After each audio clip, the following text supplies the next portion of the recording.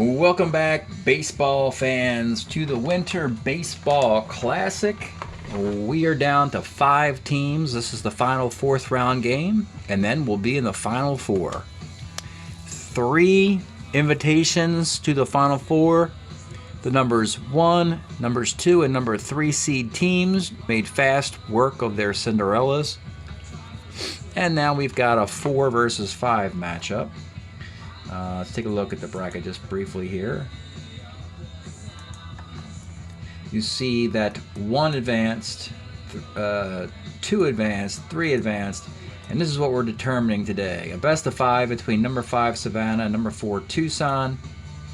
And the it looks like the top 4 seeds might not all advance because it is Savannah, the 5, having their way this series. The series opened up in Tucson. Savannah went down to Tucson and won both. So now they're home in Savannah, up 2-0, 2 games here if necessary, and a game 5 in Tucson if necessary.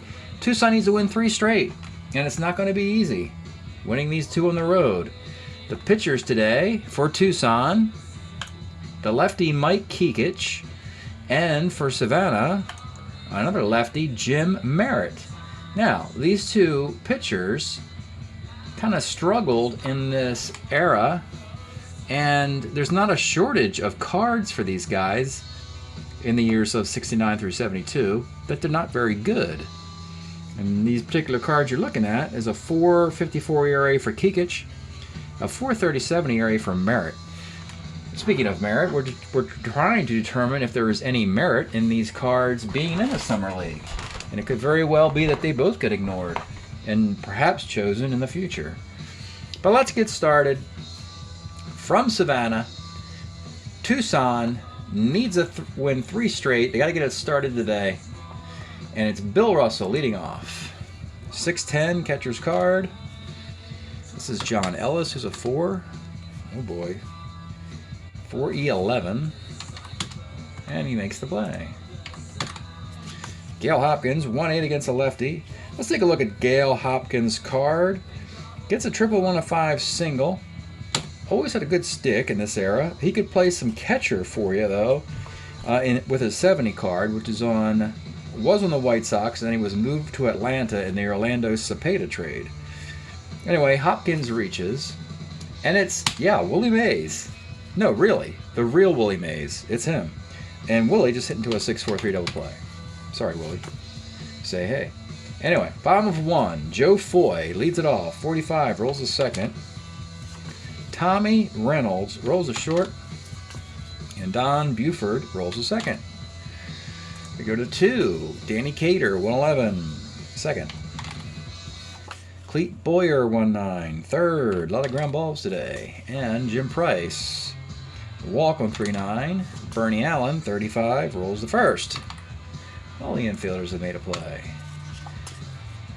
Okay, John Ellis, 2-5 against lefty, grounds a short. Fuentes rolls a short. And Heisel, 1-6. Let's take a look at Larry Heisel. 1-6, a clean double to right field. This is a okay, good card. It's definitely not a great card. It's not a very good card, but it's a good card. It's a 4th time could be the charm for Heisel. Was ignored in the last 3 drafts from the 1969 set. We think this time, with so many spots available in the league, opened up by the departure of the 1980s players, that Heisel will finally arrive and get himself a spot. Has a -1 arm in center field. Is a beast stealer, plenty of power both ways. He only hits 266, but that might be good enough. He doubles. Jim Spencer, 63, rolls to first.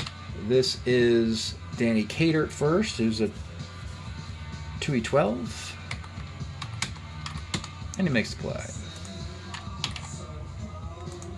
You have Tommy Dean, 37, as a K. Norm Miller, pitcher. And Bill Russell, 310, is a single. And Gail Hopkins again, 43, first X. This is Spencer's at 2E15, and he makes the play. Scoreless in the third. John Kennedy, 1-9, pulls a short. Hovley, 66, is a K. And the foyer, Joe Foy. The foyer, he walks in and just kind of hangs out there. He doesn't go into the living room or the den or the kitchen or anything. Just kind of hangs, you know, right in that front entranceway there. We go to the fourth inning. Willie Mays, 53, flies it in a right. And then out in right field, you got Hovley, a 3E4 in right field, trying to make the play, and he does. Danny Cater, 111, second. Boyer, 47, single 1 to 8 in a line out. Merritt, so far, has kept his powder dry through 4 innings. Tommy Reynolds, 59, oh boy, off the Kikich card. Homer 1-9, double. He doesn't have power, so it's a single.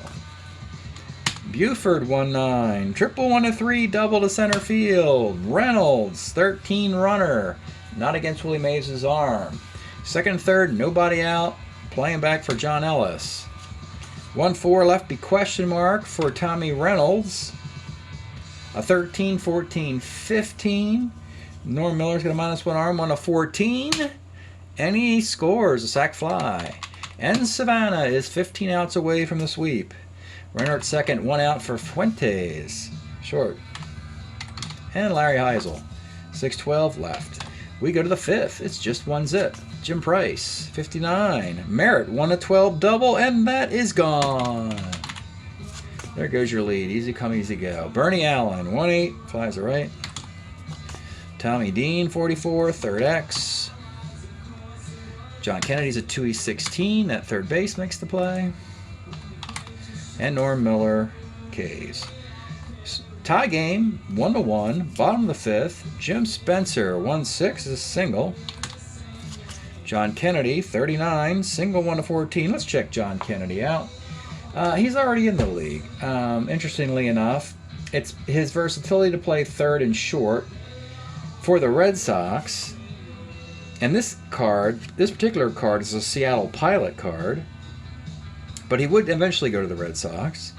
And ultimately, he will allow Rico Petrocelli to flex from short to third base. In this particular instance, we got a base hit. We have 2 men on, nobody out, and Steve Hovley. 38 flies to right. Joe Foy.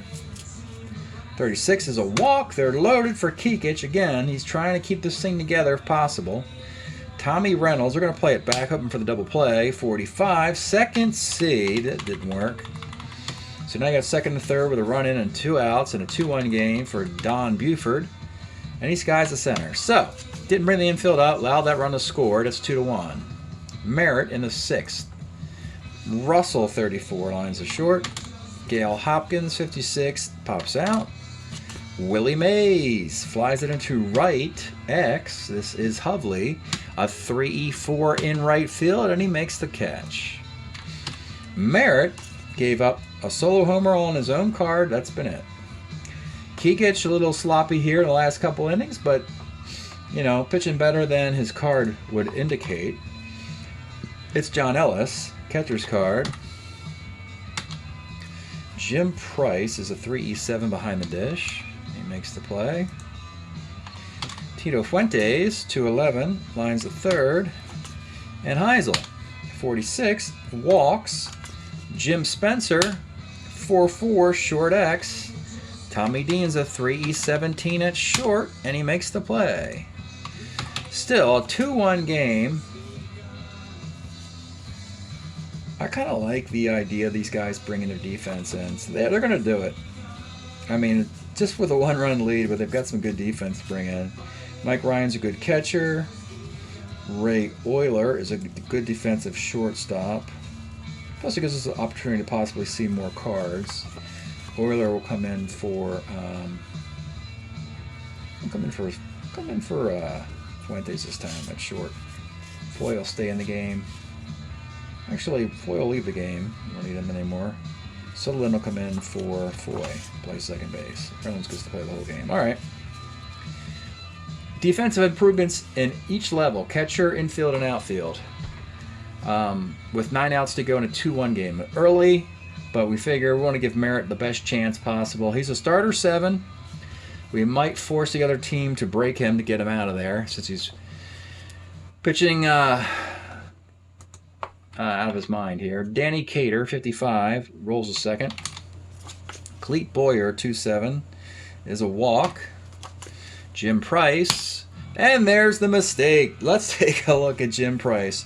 Not sure why we're even pitching to this guy against a lefty when he's so... he had 9 homers and under 200 at bats, which is nice. They were all against lefties, or most of them were.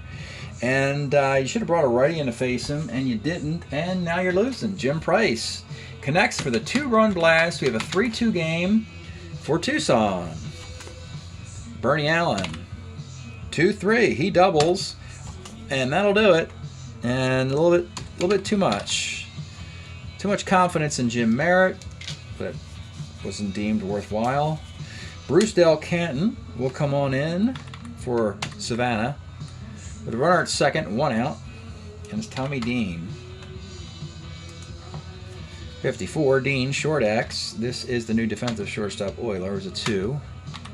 He makes the play. Hopefully those defensive changes won't weaken their offense, but really, this is pretty weak offense anyway. Norm Miller K's to end the inning. Stretch time in Savannah. Unfortunately, the shine just was wiped off in the top of the inning, so they're behind. We're listening to D is for Dumb Truck, 1983. I forget where these guys are from. I mean, I think they're actually from the Northeast, Massachusetts or New Hampshire. I don't know. I thought they were from the South, but anybody want to chime in from who knows where these guys are from, that would be great. Good record. Bottom of 7th, Kikich. Now, we didn't hook Merritt, and look what happened. We have Kikich in a similar boat, but we're going to hook him. As, yeah, it can only get worse from here. Ron Herbal will come on in the 7th inning. Let's take a look at Ron. Yes, he's slightly better. You go from a 4.54 ERA pitcher to a 4.03 ERA pitcher. Every little bit helps. John Kennedy leading off the bottom of the 7th. 2-12, lines out. Hovley 1-7 third. And it's Gary Sutherland in the leadoff spot. You took Foy out. Foy would have flown out to the left. Ground ball for Sutherland. All right, Del Canton, second inning of relief in the 8th. Bill Russell. 59, center. Hopkins, 43. Pitcher, 17. And with 2 outs, it's Willie Mays, 1-2, fouls to the catcher. Bottom of the 8th, a 3-2 game. Herbal still in there. Tommy Reynolds. They got Burnett and Timmerman warming. Burnett's not very good. Timmerman's okay. Tommy Reynolds, 1-5, third. Buford, 1-5, is a walk, but he's only a C-stealer. Mike Ryan, who has 2 home runs in this series, known for his defense. He had 12 homers and 446 at-bats for the Phillies in this particular year. Mike Ryan, the pitch, 68, is a clean single off of Herbal with 1 out, and it's in left field where Norm Miller and his -1 arm are. Buford, I think he's going to try and go in coast to coast to 1-15. Here's the throw, and he makes it. Runners are on the corners. The infield comes up, and Herbal will pitch to Ray Euler. The pitch to Euler, 55, is second C with infield up, so the runner from first goes to second. Second and third, 2 outs. Larry Heisel, we saw his card earlier. Here we go. Heisel, 2 men in scoring position. 64, catcher's card. We could actually get a tie game on that PB and pop out. Jim Price, a 3-7. He's a 3-7. And he gets exactly that. It's kind of cheap. Cheap way to do it playing the game, but there it is. The dreaded PB plus pass ball brings Buford in, and we are tied at 3. Put an error in there, so it's unearned run, so I remember that when I do the box. We got a 3-3 game in the 9th inning. Qatar, Boyer, Price, Del Canton is a relief 3. Let him pitch his third inning. Why not? Danny Cater. 2-6 pops the second. Clete Boyer, 2-7's a K. And Jim Price, 48 single. 2 outs for Bernie Allen. 1-8 is a walk. 2-1, 2 outs. Right about the break. But it's Tommy Dean. Let's take a look at this guy. Yeah. He's just getting a look because he's the only player who can qualify to play shortstop on the Tucson team. And when I say qualified to play short, Bill Russell, the longtime Dodger player, is still an outfielder back then and does not even play shortstop. I didn't realize that when I drafted the team. That was a mistake on my part. So Tommy Dean has to play short the whole series for these guys. And now Savannah has them where they want them, with this guy up with 2 on and 2 outs in the top of the 9th inning. Tommy Dean trying to be hero. Here's the pitch. 4-11 off Del Canton is a fly ball to left X, but it's Buford who's a 2-5 in left field, and Buford makes the grab. 3-3. Bottom of the 9th, Herbal. He's also a relief 3. He hasn't really done that bad, except the problem is that he's not very good against lefties. We got a couple coming up. So it'll be Brunette in the 9th. George Brunette in the 9th. Take a look at him. Oh boy. When he does give up a hit to a lefty, it's a big one. It's a homer if you've got power. Spencer does. Hovley doesn't. So here could be your game right here. Spencer leading off the bottom of the 9th of a 3-3 game. He's left-handed and has power against lefties. Here's the pitch to Jim Spencer. 5-12, misses it. Sky's left. John Kennedy, 2-7 is a walk. Hovley, 68, doesn't have power. Homer 1-13 double though. That's a double. Kennedy's running around the bases. Don't tell me they're going to try and run this guy. No, they are not, because Willie Mays cut that ball off in the gap. So we have second and third, 1 out. The infield comes up. Oh, this could be classic. I got an A bunter up here, folks. Should I do it? What do you think? I haven't had an opportunity to squeeze a game over in a long, long time. Odds aren't very good, but what the heck? It's the Winter Baseball Classic. Seattle can end the series with a successful squeeze from Gary Sutherland. Give me a number lower than 7 under squeeze right there for Gary Sutherland. And he squares around the pitch. He gets it down. He got it down, and the third baseman who fell asleep on the play, and that is a successful squeeze in the bottom of the 9th inning for A-bunting Gary Sutherland, and the game's over. Wow. Oh boy, I wish I had the guts to do something like that in a major league game. Maybe I will. Poor George Burnett. And just like that, Tucson has been knocked out in a sweep, 3-0. Del Canton gets the win in relief. He actually did pretty well. Hit a walk and 2 Ks. Merritt actually did okay, but we talked about how his card is not very good with a 4.37 ERA. Left him in there too long. 2 big home runs off that card, but fortunately he gets a no decision. Still don't think that card's going to get into the league. Burnett, a tough luck loser in the 9th, gave up a hit, a walk, and it counts. I mean, it's a squeeze play. It's a squeeze play, you know. Herbal in 2 innings, a hit, an unearned run, and a walk. Some really bad breaks in the last couple innings there, involving plays at home plate, involving the catcher. There you got a PB plus pass ball in the 8th and a squeeze in the 9th. And then Mike Kekich, the other guy we're critiquing here, he did okay. If it's a question of him being lousy against lefties, that would not be much of a concern. I'd rather, if you're going to be a left-handed starter, I'd rather you be better getting righties out anyway.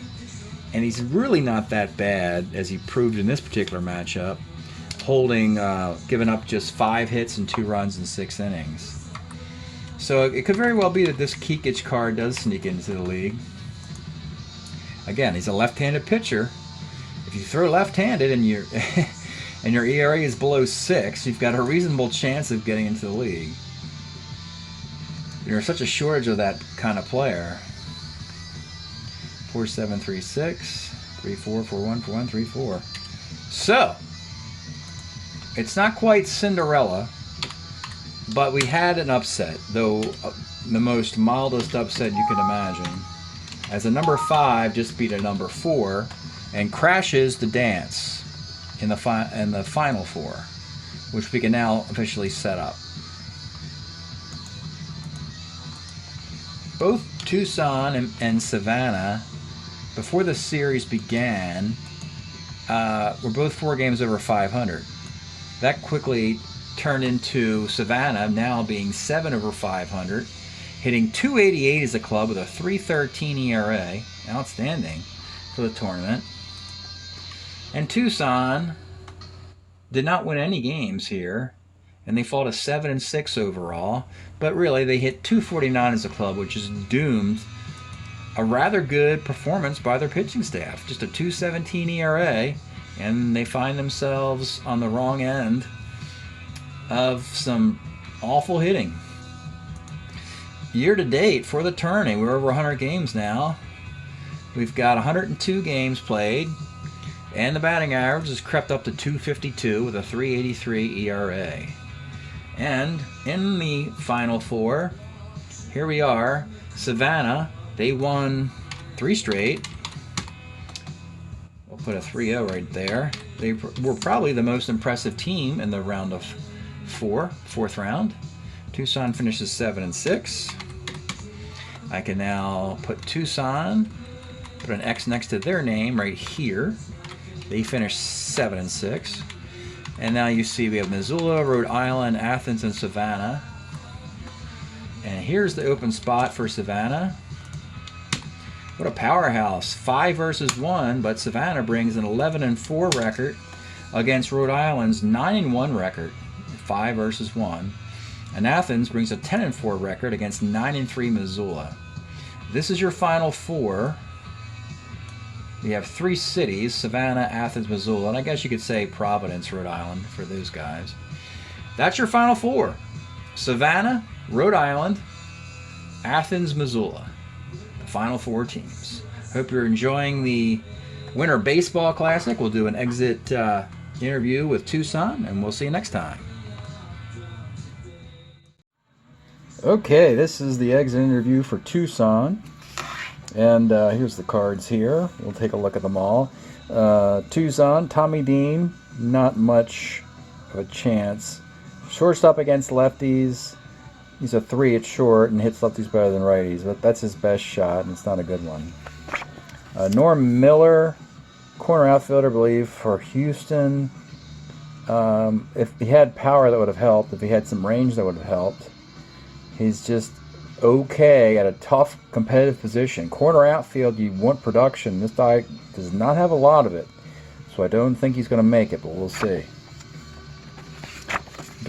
Darrell Evans, and no, this is his rookie card, and he's just getting started, so don't waste him here. There's nothing of value there.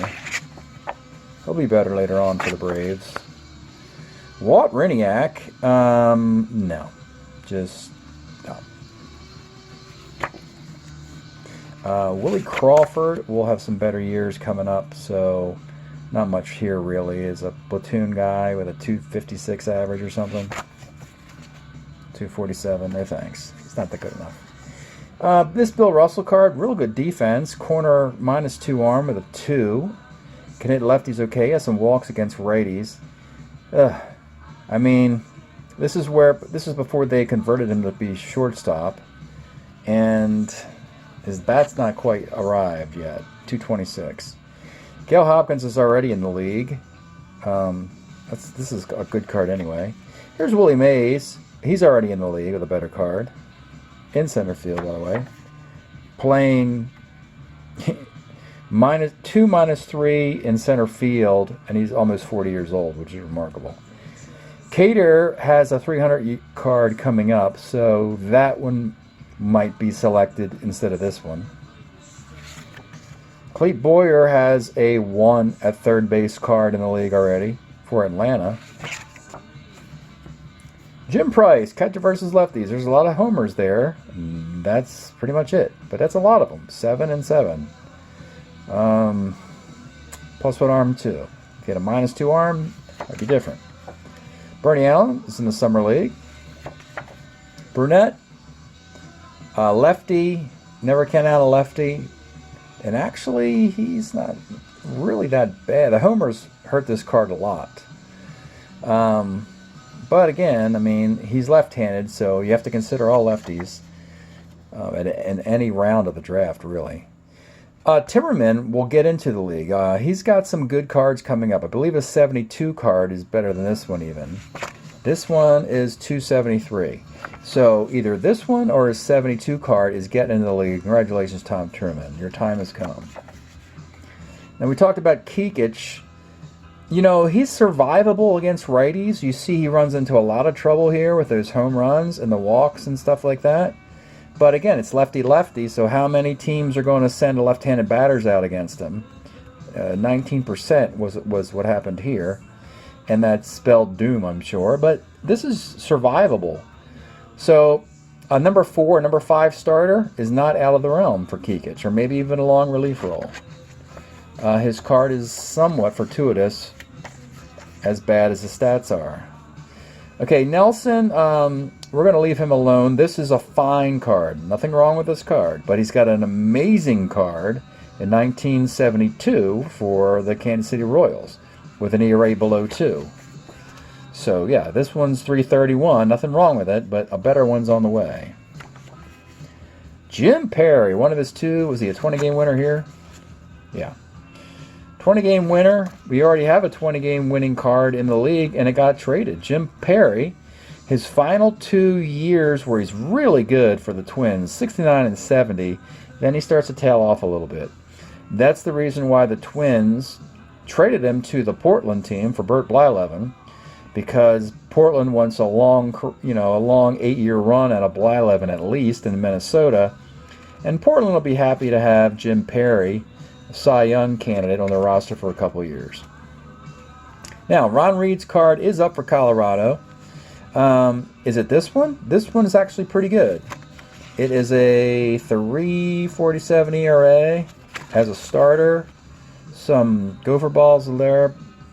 This card's fine. Reed will definitely be, he's protected by the Colorado Rockies, one of the 16 players in this era who played in the 80s and played in 1969 that are eligible to be kept. Ron Reed is being kept by the Colorado Rockies. You may remember him being a closer last year in the Summer League. Now he'll be a starting pitcher. Vernon Geischert. No, I don't think so. Not much there. And Herbal played in that game. That's just too many hits against lefties. And it's not as if... I mean, the starter 7's nice, don't get me wrong, but you're letting this guy getting kicked around for 7 innings at that point. 4.03 ERA, but it doesn't really show up on the card much. Too many hits. So I probably know an Herbal. That does it for Tucson. And we will be getting the Final 4 started next time we're together. Thanks for checking out the Winter Baseball Classic. We'll see you next time.